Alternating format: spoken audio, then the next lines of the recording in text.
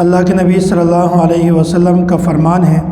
من عیر اخاہ بذنب قد تاب منہ لم یمت حتی یعملہ۔ اگر کوئی انسان اپنے مسلمان بھائی کو کسی ایسے گناہ پر عار دلائے، کسی ایسے گناہ پر طعنہ دے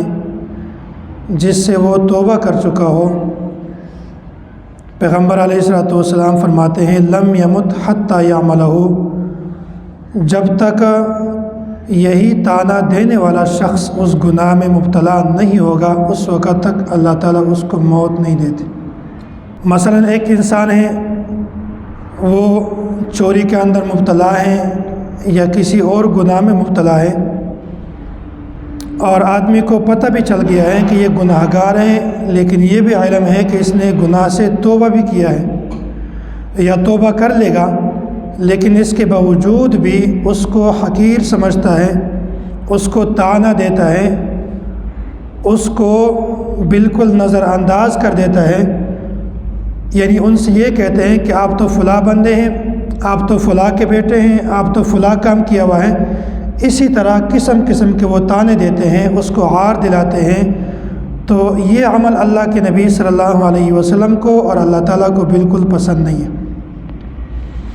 اس لیے کہ جس انسان کے بارے میں آپ کو علم ہے کہ اس نے توبہ کیا ہے، تو اس نے تو اللہ تعالیٰ کے ساتھ معاملات بالکل صاف کیے ہیں، اللہ نے اس کے گناہوں کو معاف بھی کر دیا ہے، پھر بھی اس کے باوجود آپ اس کو طعنہ دے رہے ہیں۔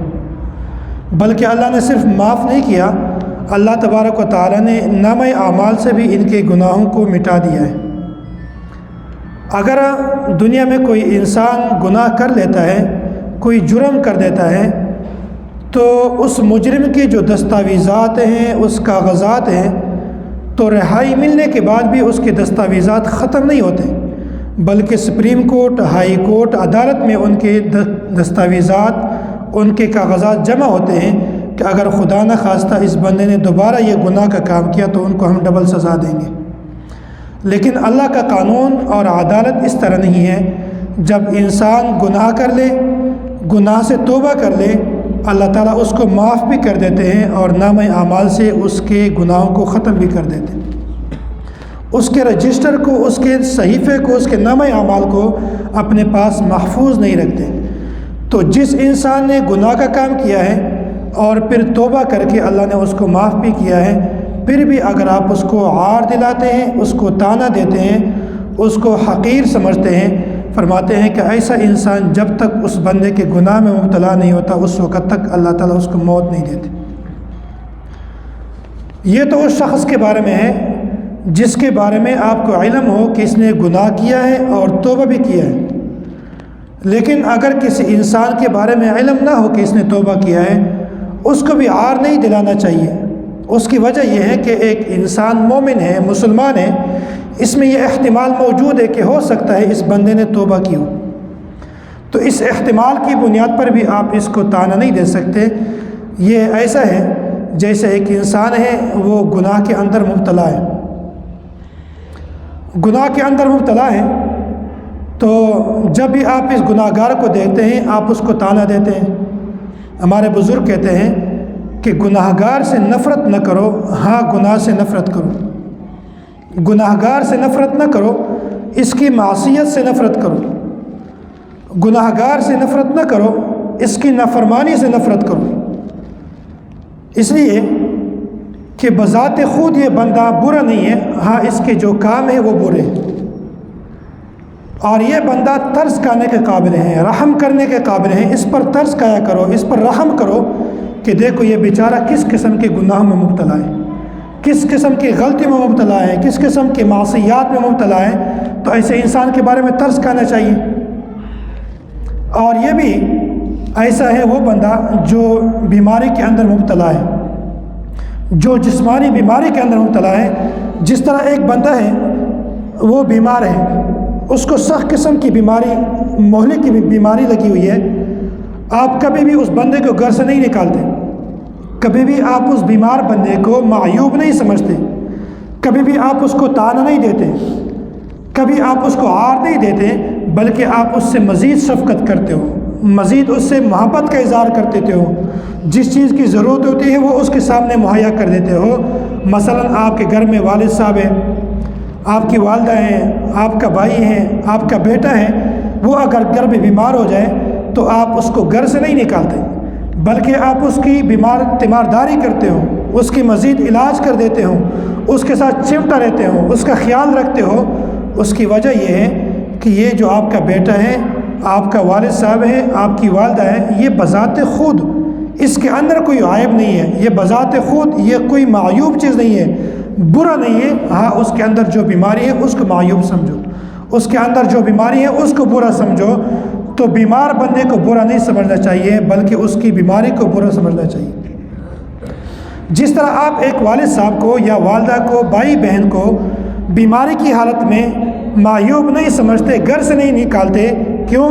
اس لیے کہ یہ رحم کے قابل ہیں، ترس کے قابل ہیں، تو ایسا وہ بندہ جو روحانی بیماری کے اندر مبتلا ہے اس کو بھی برا نہیں سمجھنا چاہیے۔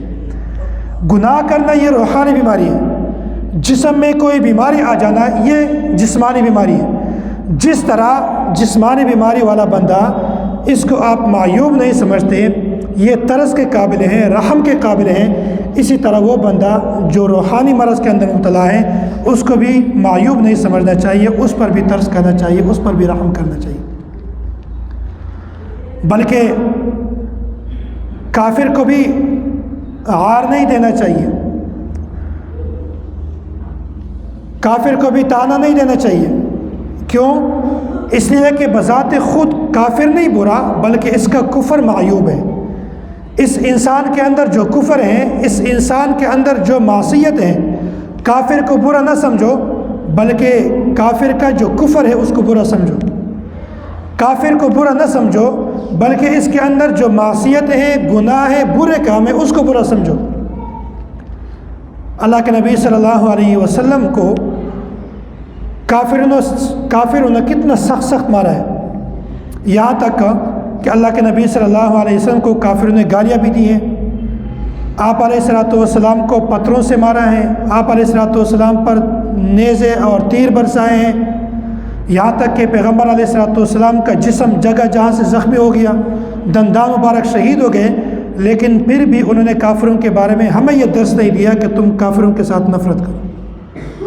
بلکہ صحیح بخاری میں روایت موجود ہے، اللہم اہد قومی فإنہم لا یعلمون، یا اللہ یہ لوگ ناواقف ہیں،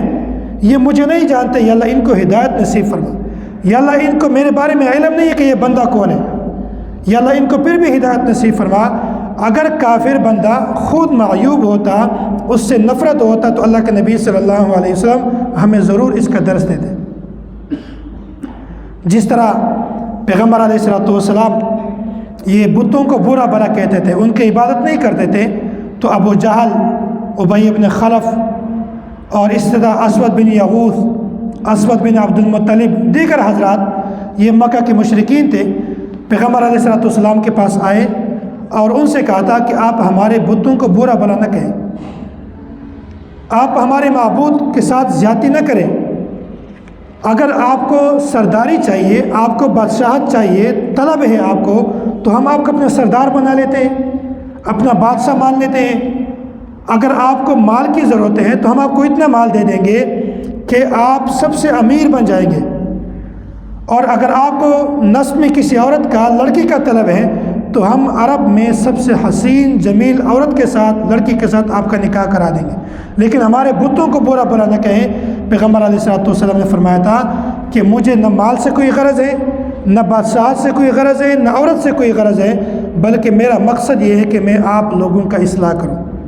میں آپ لوگوں کو جہنم کے عذاب سے ڈراؤں، میں آپ لوگوں کے سامنے جنت کے فضائل بیان کروں، مجھے ان چیزوں سے کوئی غرض نہیں ہے۔ یہاں تک کہ وہ اس در پہ آ گئے تھے کہ ایک سال ہم آپ کے معبود کی عبادت کریں گے، ایک سال ہمارے معبود کی عبادت کریں۔ پھر اس پر اللہ تبارک و تعالیٰ نے وحی نازل فرمائی کہ اے پیغمبر آپ ان کو بتا دیجئے کہ میں آپ کے بت کی عبادت نہیں کرتا اور آپ نہ تم میرے معبود کی عبادت کرتے۔ تو یہ اللہ کے نبی صلی اللہ علیہ وسلم ہے جو ہمیشہ محبت کا درس دیتے ہیں، کبھی بھی کسی کے نفرت کا درس نہیں دیتے کہ تم کافروں سے نفرت کرو یا گناہ گار سے نفرت کرو یا کسی مریض سے نفرت کرو۔ یہ جو کسی بیمار کو عار دلاتے ہیں کسی بیمار کو طعنہ دیتے ہیں، یہ عموماً اس بندے کے اندر یہ عیب ہوتا ہے جو بندہ ابتدائی طور پر گناہ گار ہوتا ہے لیکن بعد میں وہ دینداری کی طرف آ جائے۔ پہلے وہ نماز نہیں پڑھتا، بعد میں نماز پڑھنا شروع کر دیتا ہے۔ پہلے وہ زکوٰۃ نہیں ادا کرتے، بعد میں زکوٰۃ بھی دیتے ہیں۔ ابتدائی دور میں وہ روزے نہیں رکھتے لیکن اب روزے بھی رکھتے ہیں۔ تو یہ بندہ اس بندے کو عار دلاتے ہیں، اس بندے کو طعنہ دیتے ہیں کہ تم دیکھو نماز نہیں پڑھتے، آپ زکوٰۃ نہیں دیتے، آپ حج ادا نہیں کرتے، آپ روزے نہیں رکھتے، آپ نیک اعمال نہیں کرتے۔ یہی بندہ ہے جو ابتدائی دور میں گناہوں کے اندر مبتلا تھا۔ اس کا لباس جو تھا یہ شریعت کے مطابق نہیں تھا، وضاقت تھا یہ شریعت کے مطابق نہیں تھا، اسی طرح نماز بھی نہیں پڑھتا تھا، روزے بھی نہیں رکھتے تھے، نفلی عبادات بھی نہیں کرتے تھے۔ لیکن جب یہ راہ راست پر آ گیا تو اب صف اولا میں بیٹھا ہوا ہے، نماز پڑھ رہا ہے، جماعت کے ساتھ نماز پڑھتا ہے، زکوٰۃ ٹائم پہ ادا کر دیتا ہے، سنت کے مطابق لباس پہنتا ہے، ذکر اذکار کرتا ہے، اور پھر یہی لوگوں کو کہتے ہیں کہ دیکھو آپ یہ گناہ کرتے ہیں، مجھے اللہ نے گناہوں سے بچایا ہے، میں گناہوں سے بچا ہوا ہوں لیکن تم یہ گناہ کے اندر مبتلا ہو۔ تو یہ بندہ عار اس لیے دیتا ہے کہ شیطان اس کے دل میں، اس کے دماغ میں یہ بات پٹا دیتے ہیں کہ دیکھو آپ صف اول میں نماز پڑھتے ہیں، یہ بندہ نماز نہیں پڑھتا، آپ جماعت کے ساتھ نماز پڑھتے ہیں، یہ بندہ نماز نہیں پڑھتا، لہٰذا آپ کامیاب ہیں اور باقی سارے لوگ یہ برے حال والے ہیں، بدتر ہیں۔ جب شیطان انسان کے دل میں، دماغ میں یہ بات ڈال دیتے ہیں تو پھر اسی وقت یہی انسان عجب میں مبتلا ہو جاتا ہے،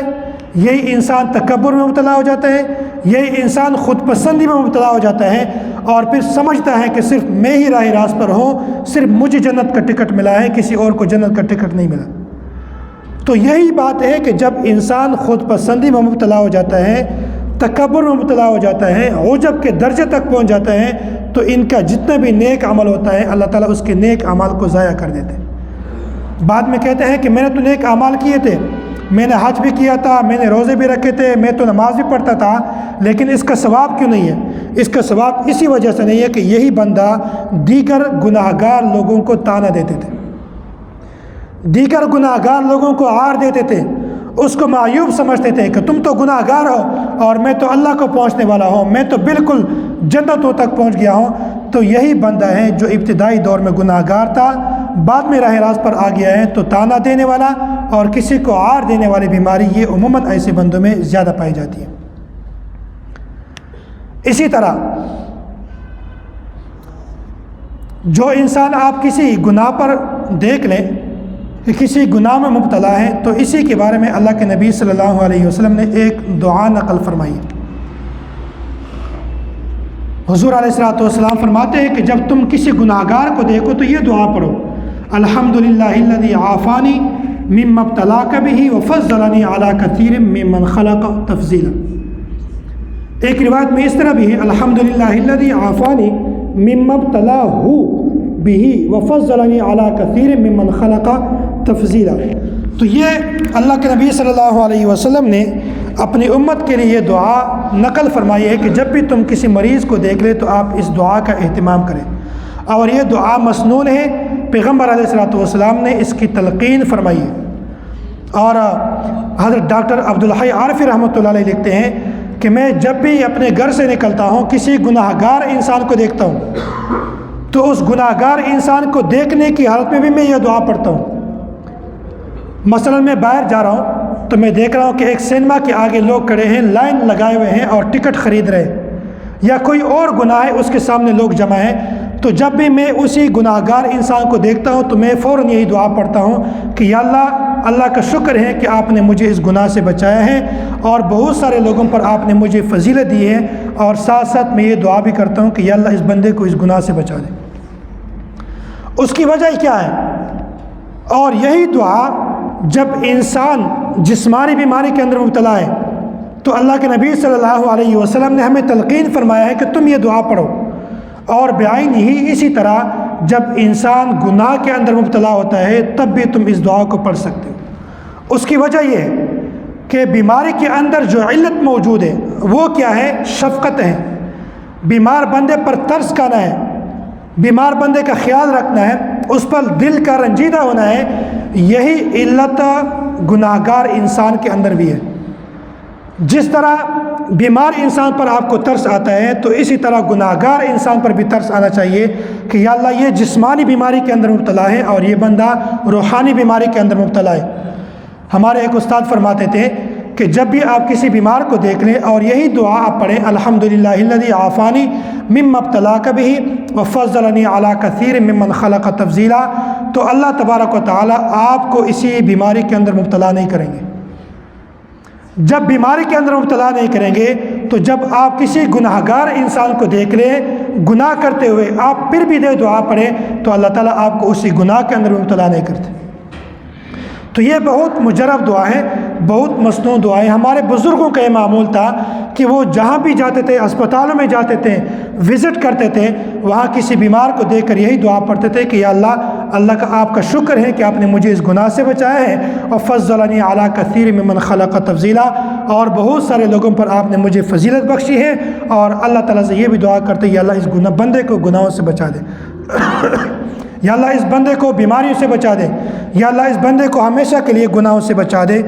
اسی طرح آخری بات میں آپ کے سامنے عرض کر دیتا ہوں، اللہ کے نبی صلی اللہ علیہ وسلم کا فرمان ہے المؤمن مرآۃ المؤمن، مومن کے لیے آئینہ ہے، مومن کے لیے شیشہ ہے۔ جب کوئی انسان کسی آئینے کے سامنے کھڑا ہوتا ہے تو آئینہ شیشہ اسی انسان کے جسم کے اندر جتنے بھی نشانات ہوتے ہیں وہ بتا دیتے ہیں۔ آئینہ آپ کو کہتے ہیں کہ آپ کے جسم میں یہ زخم ہے، آپ کے چہرے میں یہ زخم ہے، آپ کے اندر یہ عیب ہے، آپ کے اندر یہ نقص ہے۔ تو اسی طرح جب کوئی مومن دوسرے مومن کے سامنے کھڑا ہوتا ہے تو مومن کا بھی یہی فریضہ ہے کہ وہ اسی انسان کے اندر عیب نکالے، وہ عیب نکال کر اسی کو بتا دے، کسی اور کو نہ بتائیں۔ جس طرح انسان شیشے کے سامنے کھڑا ہوتا ہے تو شیشہ انسان کا عیب اسی کو بتا دیتا ہے، باہر کسی اور کو نہیں بتاتا۔ اسی طرح جب مومن انسان کسی مومن کے سامنے کھڑا ہوتا ہے تو مومن کو چاہیے کہ وہ عیب اسی کو بتائے، کسی دوسرے کو نہ بتائے۔ ہم نماز پڑھتے ہیں تو ہمارے سامنے کوئی بندہ بیٹھا ہو تو اس کے جسم پر چونٹی ہو یا کوئی کیڑا وغیرہ جا رہا ہو تو محبت کا فریضہ ہے، ایمان کا تقاضا ہے کہ ہم اس کو بتا دیں کہ آپ کے جسم پر یہ کیڑا جا رہا ہے، اس کو ہٹا دیں تاکہ آپ کو نقصان نہ پہنچائے۔ یہ ایمانی تقاضا ہے۔ اسی طرح جب آپ انسان کو گناہ کے اندر مبتلا دیکھیں تو آپ اسی کو یکسوئی کے طور پر بتا دیں کہ حضرت آپ یہ جو کام کر رہے ہیں یہ غلط کام ہے، یہ گناہ کا کام ہے، یہ نہیں کرنا چاہیے آپ کو، یہ مومن کا فریضہ ہے، یہ محبت کی علامت ہے، یہ ایمان کا تقاضا ہے۔ تو جس طرح ایک آئینہ دوسرے انسان کو اس کا عیب اسی کو بتاتا ہے، اعلانات نہیں کرتے، اسی طرح ایک مومن کو چاہیے کہ دوسرے مومن کا عیب اسی کو بتا دے، دوسرے کو نہ بتائے۔ تو یہ ہے ایمان کا تقاضا، یہ ہے محبت کا تقاضا کہ جب انسان دوسرے انسان کے اندر گناہ دیکھ لیں، کوئی عیب دیکھ لیں تو اس کو تانا نہیں دینا چاہیے، اس کو عار نہیں دینا چاہیے، اس کو حقیر نہیں سمجھنا چاہیے۔ کیوں؟ اللہ کے نبی صلی اللہ علیہ وسلم فرماتے ہیں من عیر اخاہ بذنب قد تاب منہ لم یمت حتی یعملہ،